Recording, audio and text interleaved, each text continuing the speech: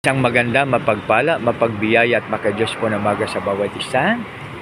God bless us all. Mga kaibigan, dito na po tayo sa mga awit 76:7 aking babasahin. Ikaw o Yahweh kinakatakutan, sino ang tatayo sa iyong harapan kapag nagalit ka sa mga kinapal? Purihin nawa ang Diyos sa pagbasa niyang salita. Tayo manalangin. Panginoon, maraming salamat po sa iyong mabiyaya sa bawat isa sa amin. Lord, maraming salamat. Sa aming dakilang Ama, ang Diyos na Abang, isa katakub, dinadalain po namin ito sa matamis na pangalan na iyong anak na si Jesus na aming Panginoon pagligtas. Mga kaibigan, sa ating binasa sa mga awit 76:7, ikaw o Yahweh kinakatakutan, sino ang tatayo sa iyong harapan kapag nagalit ka sa mga kinapal?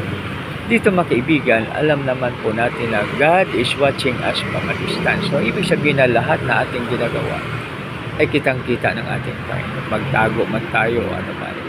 So, kaya yung ating masikreto ay ipagsigawan yan sa bubungan. O kaya atin ang isuko kay Lord.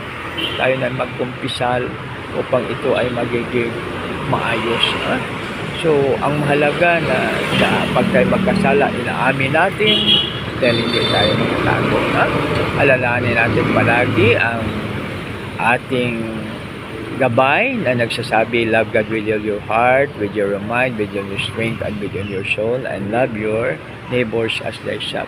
So ito po yung mga gabay natin na makatulong sa atin na makagawa tayo ng mabuti na nakasmile ang Panginoon sa atin. Kaya makibigan, sa umaga pa lang, hingi na tayo ng gabay na sa ating pananalita at pagbulay-bulay ng ating puso ay katanggap-tanggap sa Kanya, at gabayan tayo na sa umaga marinig natin ang Kanyang kagandahang loob at gabayan tayo sa landas na ating tatahakin.